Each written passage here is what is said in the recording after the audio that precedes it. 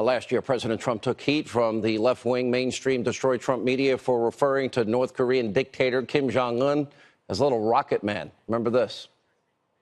And by the way, Rocket Man should have been handled a long time ago.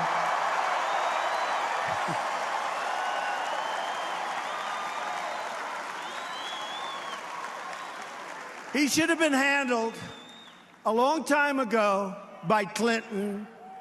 I won't mention the Republicans, right? But by Obama. Why did this, this is a different time. This should have been handled 8 years ago and 4 years ago. And honestly, and 15 years ago, and 20 years ago, and 25 years ago. This shouldn't be handled now, but I'm going to handle it because we have to handle it. Remember at the time, well, people in the media criticized the president's tough rhetoric, but it has clearly worked. And now the summit is set for next month. During an interview on Face the Nation, our new Secretary of State, Mike Pompeo, was asked to describe what struck him about the North Korean dictator. Here's what he said. What struck me about him, he is very knowledgeable in the sense of he knows the files. He's very capable of engaging in complex set of discussions. When I ask him a question about something that's a little off, he answers it. There's no note cards. It is Chairman Kim, in this case, interacting with me directly, having a robust discussion about what the outlines of a successful negotiation between our two countries might ultimately be. Here with reaction, former deputy assistant to the president, Fox News national security strategist, Sebastian Gorka, and author of the bestseller. He's a friend. We don't always agree, but he is my brother, Geraldo Rivera. Good to see both of you. Let me start with you, Geraldo, on this, because I've always been a fan. Pompeo's a genius. I've been a fan of his for a long time. I'm glad he's our Secretary of State. And what he says to me is very impressive. But think about this. Trump calls him Little Rocket Man. He shows military force. He puts sanctions in place. The rockets stop being fired. The world is now safer. 3 hostages are released. He crosses the DMZ, and we're talking about denuclearizing or denuclearization of the Korean Peninsula. You know what? Good story. I'll say, when you consider how much we've traveled since the Olympics, just since the Olympics, Sean, if I was a diplomat, I'd say I was cautiously optimistic. But I'm not a diplomat, and I'm not very diplomatic. So let me say I am ecstatic by these developments. No kidding. We know you. I'm sorry. I didn't mean to interrupt. No, that's it. I feel that, we've moved so far. And Pompeo is a very nuts and bolts kind of guy. It's not pie in the sky. It's not just wishful thinking on the part of President Trump. These are real, meaningful steps. The release of the hostages, the announcement that in 2 weeks he'll be blowing up the tunnels to his testing facilities. The fact that he's agreeing to dismantle, not only dismantle, but ship those component parts to Oak Ridge, Tennessee. I mean, it is spectacular. Sean. If this is indeed what is going to happen, this is the biggest move toward peace since the founding of the United Nations. That and literally the alliance that has been created by the president, Israel, the Jordanians, the Egyptians, the Saudis, the Emirates against Iranian hegemony.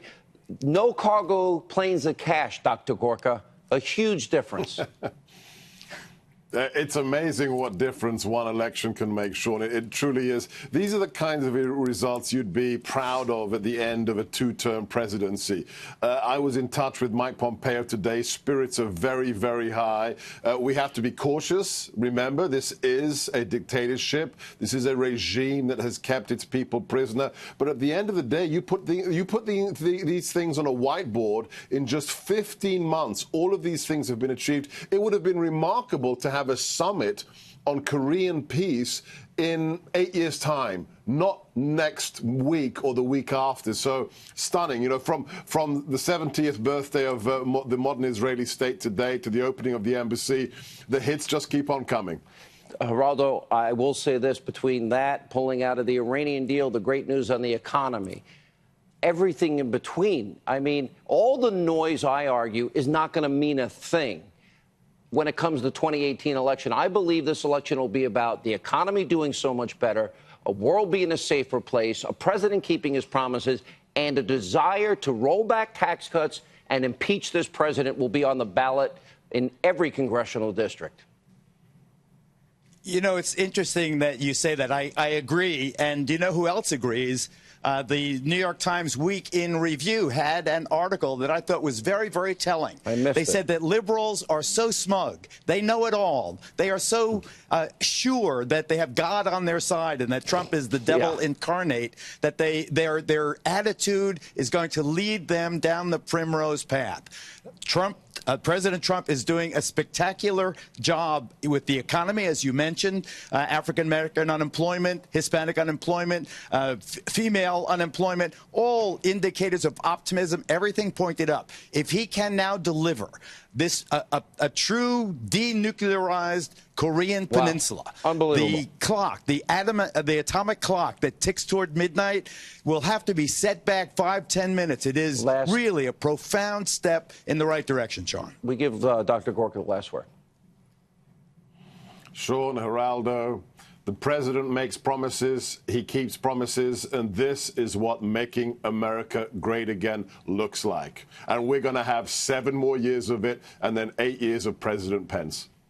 Well, what about President Geraldo? I thought he was running. What about President Hannity? I hear he's next in line. Everyone writes these stories about me. Nobody knows me. All right. Well, you two know me. Thank you both. We appreciate it.